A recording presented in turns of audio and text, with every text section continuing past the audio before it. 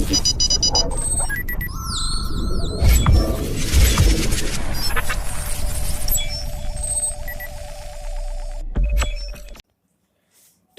Hello students, अब आते हैं लॉन्ग आंसर क्वेश्चंस में। तो ये पहला यहाँ पे हम क्वेश्चंस बताएंगे। पहले ही आपको हम बता चुके हैं कि जितने भी क्वेश्चंस हैं उसका हिंदी हम बताएंगे। आंसर्स के लिए हमारे बुक को ऑर्डर करना पड़ेगा। तो पहला जो क्वेश्चन है आपका इंडियन सिविलाइजेशन कल्चर्स का, कि I believe that the civilisation India has evolved is not to the beaten in the world. मैं मानता हूँ, मैं विश्वास करता हूँ कि जो सभ्यता है वो विकास कर चुका है, दुनिया कोई भी इसको पराजित नहीं कर सकता है। What does Gandhi ji mean by this statement? इस स्टेटमेंट का गांधी जी का क्या अर्थ है? Do you subscribe to his views? क्या आप उनके विचार को वर्णन करते हैं? जो 2 नंबर क्वेश्चन है कि वी नोटिस, हम लोग को सूचित करता है that the mind is a restless bird, कि दिमाग एक चंचल पक्षी है। The more it gets the more it wants, ये जितना ही पाता है उतना ही चाहता है। एंड स्टिल रिमेन्स अनसेटिस्फाइड, तो भी असंतुष्ट रहता है ना। Pick out other metaphor used in the lesson, इस लेसन पे इस तरह के और भी अन्य मेटाफोर का इस्तेमाल हुआ है, उसको पिक आउट चुनना है। How do this metaphor help Gandhi ji in proceeding the readers? Gandhi ji को पढ़ने वाले को इस मेटाफोर को कैसे इस्तेमाल किए हैं, है ना। अब आते हैं ये third, a man is not necessarily, एक आदमी की आवश्यकता नहीं है, जरूरी नहीं है, हैप्पी, खुश है, बिकॉज ही इज रिच, एक आदमी जरूरत नहीं है कि वो धनी है तो खुश है, और unhappy because he is poor, और गरीब है इसीलिए दुखी है। The rich are often seen to be unhappy, धनी लोग भी दुखी देखे जाते हैं। The poor to be happy, और गरीब लोग सुखी देखे जाते हैं। What according to Gandhi ji, Gandhi ji के अनुसार क्या होल्ड की टू द रियल हैप्पीनेस, कि वास्तविक खुशी का क्या चाबी है। How does Gandhi ji defined happiness, Gandhi ji ने खुशी को कैसे परिभाषित करते हैं। अब आते हैं फोर्थ पे। तो फोर्थ क्वेश्चन है, why did our ancestors feel satisfied with a small village, हमारे जो पूर्वज है छोटे गांव में क्यों संतुष्ट रहते थे। Did they do the right things, क्या वे लोग अच्छे करते थे। विल इट बी वाइज, क्या यह बुद्धिमानी होगा। टुडे, आज बुद्धिमानी होगा। To follow our ancestor in this connection, क्या इसी कनेक्शन को हमारे पूर्वज आज लागू करें तो क्या यह बुद्धिमानी होगा। गिव योर ऑन व्यूज, अपना एक विचार दीजिए। अब आते हैं जो 5 नंबर क्वेश्चन है, discuss the negative features of western civilisation, यानी पश्चिमी सभ्यता का नकारात्मक विशेषताओं का डिस्कस करें, वर्णन करें। और आते हैं 6 number question, what is the essential difference between the Indian civilisation and the western civilisation, यानी भारतीय सभ्यता और पश्चिमी सभ्यता का मुख्य रूप से क्या अंतर है। How is our civilisation superior to the western civilisation, हमारा सभ्यता कैसे पश्चिमी सभ्यता से अच्छा है। और जो 7th है, a certain degree of physical harmony and comfort is necessary, यानी जो हमारा जो शारीरिक से सामंजस्य होता है और आराम होता है ये एक आवश्यक है, but above a certain level, लेकिन उस लेवल से आगे जाने पे एक रुकावट हो जाता है। इलाबोरेट इसको वर्णन करना है ना। अब देखिए जो C.2 है, ये ग्रुप डिस्कशन करना है। स्टूडेंट से आपको बता दें, जिससे आप ये लेसन्स को पढ़ लेते हैं, तो एक ग्रुप डिस्कशन है, स्पष्ट करा है कि discuss the flowing in groups और पेयर, इसको एक समूह या जोड़ा में, यानी 2 लड़का को एक जगह खड़ा करा दे, या एक जगह यानी 2 ग्रुप में 3 ग्रुप में बच्चों को बांट दे, टॉपिक देना है, हर एक ग्रुप से एक टॉपिक पे आप बुलवाएं कि कितना वो बच्चा बोल पाएगा। जैसे पहला एक आपका टॉपिक हो गया है कि truth and non violence have been the biggest weapons of mankind, यानी सच्चाई और अहिंसा मानवता का सबसे बड़ा हथियार है।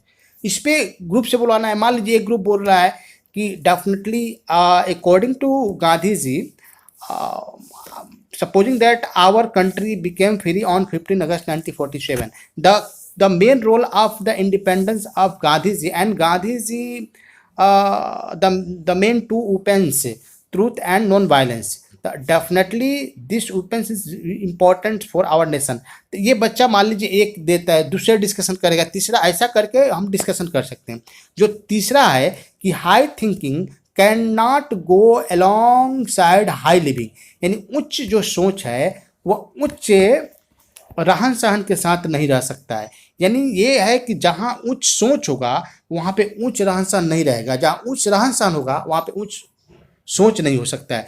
इसको आप डिस्कशन करना है, तब कोई दिक्कत नहीं है, आराम से इसको आप समझ गए, नो प्रॉब्लम। अब आते हैं कंपोजिशंस पे। तो 3.3 एक कंपोजिशन है, इसको रचना करना लिखना है। Right a paragraph in about 100 words on each of the flowing, निम्नलिखित को 100 शब्दों में लिखना है। ये है the real dignity of man lies in not what he has but in what he is. मतलब जो एक आदमी का सही में जो गरिमा होता है उसके पास कुछ है या वह क्या है नहीं है, इस पे आपको लिखना है। दूसरा जो बी है, the crown and glory of character life is character, यानी जीवन का गौरव और मुकुट कहा जाए, इज्जत या प्रतिष्ठा वो क्या है, चरित्र है ना। सही में जीवन का वो चरित्र है। और यहाँ पे अब आते हैं ये आपका तो वर्णन। अब आते हैं वर्ड स्टडीज़ में। तो वर्ड स्टडीज़ में आप देखेंगे कि डिक्शनरी यूज़ है। तो डिक्शनरी यूज़ में देखेंगे कि correct the spelling of the flowing word, ये कहीं ना कहीं गलत है। जैसे हमारा डिस्यूडेड है तो डिस्यूडेड में ए से आप जोड़ देंगे तो ये सही हो जाएगा, ऑक्यूपेशन ही है तो डबल सी कर देंगे। वॉटरीज है तो TBOTARI कर देते हैं। इमोरलिटी डबल M कर देंगे। ऐसे आप इसको कर सकते हैं, इसमें कोई प्रॉब्लम्स। तो आप ये कहीं ना कहीं ये सारे आपके बुक्स के वर्ड्स है, जैसे इमोरलिटीज है, अनएडल्टरेटेड है, मेटलिज्म है, तो इसको आप सही कर ले। होता क्या है, इसको करने से वर्ड्स पावर बढ़ता है, स्पेलिंग पावर आपके बढ़ते हैं। अब आते हैं यहाँ पे एक्सरसाइज 2 पे, कहता है look up a dictionary and right 2 meanings of the flowing words. यानी कह रहा है कि शब्दों को देखें, इसका 2 अर्थ लिखे। The one in which is used in the lesson, एक जो आपके लेसन में यूज है, and other which is more common, जो उससे बिल्कुल दूसरा होना चाहिए, एकदम बिल्कुल उसके नजदीक होना चाहिए। रीजन, तो रीजन मतलब कारण होता है, तो एक कॉज होता है, एक और माने इसके लिखना है। थिंकिंग मतलब सोचना, तो थॉट होता है, फीलिंग भी लिख सकते हैं। वांट्स मतलब क्या होता है, तो वांट्स मतलब नीड्स भी लिख सकते हैं, रिक्वायर भी लिख सकते हैं। रूइन मतलब बर्बाद करना, तो रूइन मतलब बर्बाद करना, तो आप वेस्ट भी लिख सकते हैं, है ना। ऐसे कॉपी में नकल करना, इमिटेट लिख सकते हैं, ऐसे आप कर सकते हैं, इसमें कोई दिक्कत वाली बात नहीं होगी। अब आते हैं वर्ड फॉर्मेशन पे, यानी शब्द की रचना। तो रीड केयरफुली, सावधानी पूर्वक पढ़े द फ्लोइंग सेंटेंस, निम्नलिखित वाक्यों को सावधानी पूर्वक पढ़े। टेकन फ्रॉम द लेसन, जो लेसन से पाठ से ली गई है। Is followed his on occupation, प्रत्येक लोग अपने व्यवसाय के अनुसरण किए। इन the above sentence the word occupation, जो ऑक्यूपेशन वर्ड्स है विच इज ऑब्जेक्ट नाउन, क्या है, ऑब्जेक्ट नाउन है। ये ऑक्यूपेशंस क्या है, यहाँ पे देखेंगे तो ऑब्जेक्ट नाउन है ना। Is drive from the occupy, यानी ये वर्ब ऑक्यूपाई है। अब वर्ब से नाउन बनाए क्या, occupation. Now drive the object the given below and them is a sentence, और सेंटेंस में इस्तेमाल भी करना है। जैसे मान लीजिए अब कन्वर्ट है, तो ये वर्ब है, ऐसे क्या बनाना है, नाउन बनाता है कन्वर्जन। अब कन्वर्जन से एक आपको सेंटेंस बनाना है। जैसे मान लीजिए परफॉर्म है, तो अब परफॉर्म से क्या नाउन बनाना है, तो परफॉर्मेंस, तो निश्चित लिख सकते हैं कि your performance is not a best. अब जिसे डिफाइन है, डिफाइन का मान लीजिए आप नाउन बनाते हैं डेफिनेशन, तो डेफिनेटली एक वाक्य बना देंगे, what is the definition of a noun, है ना। यहाँ पे आप प्लीज है तो प्लीज से प्लेजर, है ना। आई थिंक ये बोल सकते हैं कि this moment is very pleasure. अब एजुकेट है तो यहाँ पे क्या है, एजुकेशन होता है ना। तो डेफिनेटली एजुकेट से नाउन का एजुकेशन, उससे एक नाउन बना लीजिए। ऑब्जर्व से क्या होगा, ऑब्जर्वेशन, तो उससे आप एक बना लीजिए, इसमें कोई दिक्कत नहीं है। फिर हम आगे बढ़ते हैं, आगे देखते हैं। अब आते हैं वर्ड मीनिंग, शब्द का देखते हैं। Find from the lesson words meanings of which have been given in column A, the last part of each word is given in column B. यानी देखिए ये जो यहाँ पे लिखा है someone related to who lived long time ago, और definitely इसके क्या किया है कि ये वर्ड दिया है लेकिन इसके 3 लेटर लास्ट के दिए, बाकी लेटर को हिडन किया गया आपको बताने के लिए कि इसका मायने दिया है कि कुछ बहुत लंबे समय से संबंध रखा रहता है। तो इसका मतलब क्या, टी हो रहा है तो क्या हो जाएगा, एंसेस्टर, इसमें आप फिलअप कर देंगे। ऑफ वंस होमलैंड, जो अपना गृह एक भूमि हो, तो डेफिनेटली NOUS लास्ट में दिया है, तो इसका मतलब इंडिजीनियस यानी स्वदेशी हो जाता है। अगर यहाँ पे देखिए बीइंग अ बर्डन यानी बोझ, तो बोझ का देखिए ये बोझ का ये मतलब होता है इनकुम्बरेंस, हेंस दिया है। अब कहते हैं कि स्प्रेड द आइडियाज, मतलब प्रोपोगेट हो जाएगा, है ना जी। और जो जो यहाँ पे स्लो विटेड है तो स्टोलिड हो जाएंगे, है ना। यहाँ पे आप एडवाइस अगेंस्ट है तो डेफिनेटली इसको कर सकते हैं। एक्सचेंज गुड्स है तो आप बार्टर कर सकते हैं, इसमें आपकी कोई प्रॉब्लम है, ये आराम से सॉल्यूशन इसको कर सकते हैं। अब यहाँ पे हम देखेंगे कि fill in the blanks with the suitable words से gerunds from the given list. आपने जेरंड पढ़ा होगा नहीं, किसी वर्ब में आईएनजी लगता है तो जेरंड का रूप हो जाता है। तो यहाँ पे देखेंगे ना, लिविंग मतलब रहना, थिंकिंग सोचना, राइटिंग लिखना, बार्टेरिंग इधर से उधर माल करना, मैडिंग मतलब पागलपन।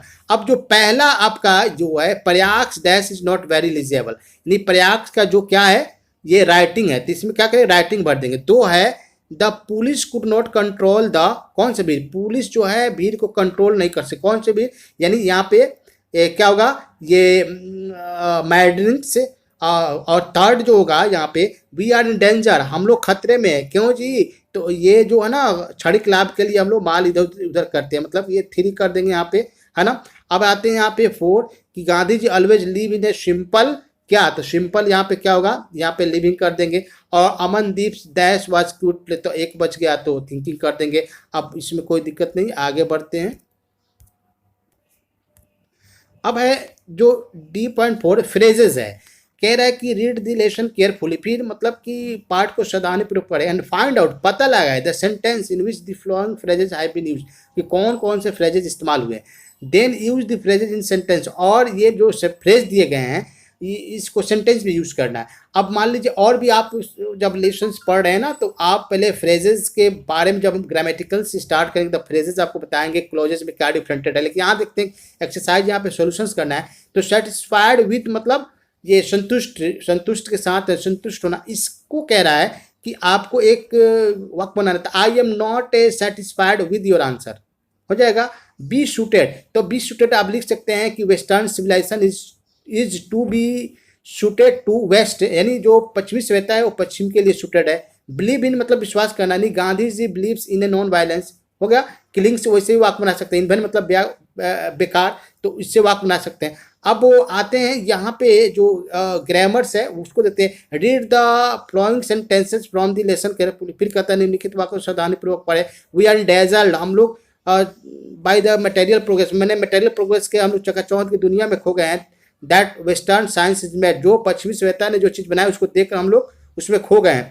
तो इसमें कह रहा है कि in the above sentence dazzle and made are the past participle. आप जो पढ़ेंगे ना वर्ब का, जो आजकल 3 रूप जनता 5 होते हैं ना, verb 1 verb 2 verb 3 verb 4 verb 5, जैसे ईट, एट, इटन, इट्स, इटिंग, है ना। तो थर्ड भी 3 ही याद कर लेंगे ना, गो वेंट गॉन, वही कह रहे हैं थर्ड फॉर्म का यूज करना है। तो यहाँ पे हम देखेंगे फिर थर्ड फॉर्म का यूज करेंगे, फिर आगे हम आपको बता। तो यहाँ पे कहते हैं complete the sentence given below by using the appropriate forms of the verb given in brackets. The Indian civilization has, the keep का थर्ड फॉर्म कैप्ट लगा दीजिए। I see here ancient India still lips लगा देंगे। We have तो borrowed कर देंगे। We have been तो copied कर देंगे। आर्या डिड है तो यहाँ पे स्पीक कर देंगे। नेहरू हैड तो राइट के रिटर्न कर देंगे। इसमें अब कोई हम लोग की प्रॉब्लम नहीं होगा, आराम से इसको हम कर सकते।